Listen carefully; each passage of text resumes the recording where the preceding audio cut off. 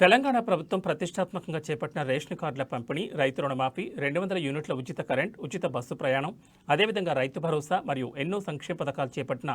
ఏకైక ప్రభుత్వం కాంగ్రెస్ ప్రభుత్వం తెలిపారు. అదేవిధంగా 574 కొత్త రేషన్ కార్డులు మంజూరయ్యాయని, ఇంకా అప్లై చేసుకున్న వారికి రేషన్ కార్డులు వస్తాయని ఎమ్మెల్యే డాక్టర్ చిక్కుడు వంశీకృష్ణ భరోసా ఇచ్చారు. అదేవిధంగా మహిళా సంఘాలకు 51 కోట్ల చెక్కులు పంపిణీ చేసిన ప్రభుత్వంగా కొనియాడారు. నియోజకవర్గానికి 3 నూతన బస్సులు తెచ్చానని, అదేవిధంగా 4 విడతల్లో ఇందిరమ్మ ఇళ్లు నియోజకవర్గానికి వస్తాయని, మొదటి విడతలోని వారు ఆధార్యపడొద్దని ఎమ్మెల్యే చిక్కుడు వంశీకృష్ణ తెలిపారు.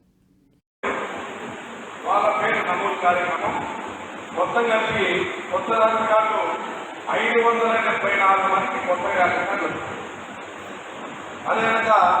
1540 మందికి 40 కార్డులలో అదనపు గవర్నమెంట్ గారు ఎన్నికల కన్నా ముందు మాట ఇచ్చి మాట నిలబెట్టుకున్నాడు కానీ మరి కొంతమందికి ఈ రేషన్ కార్డుల డిస్ట్రిబ్యూషన్ కార్యక్రమం ఏర్పాటు చేయడం, దీనికి ఇచ్చేటటువంటి స్థానిక మున్సిపల్ చైర్మన్ గాంధపల్లి శ్రీనివాసు గారు, అదేవిధంగా ఆర్డీఓ మాధవి గారు, తర్వాత డిఎస్ఓ డిస్ట్రిక్ట్ సప్లైంగ్ ఆఫీసర్లు నరసింహరావు గారు, అదేవిధంగా సత్యనారాయణ గారు, రైతులు గారు, బ్లాక్ కాంగ్రెస్ అధ్యక్షులు గోపాలరెడ్డి గారు, తర్వాత శేఖర్ గారు, టౌన్ అధ్యక్షులు రఘురామ్ గారు, మాజీ ఎంపీ రామరాజు గారు, మండల వర్కింగ్ పార్టీ అధ్యక్షులు బుజ్జిరాము గారు, తర్వాత అందరు కౌన్సిలర్లు, అదేవిధంగా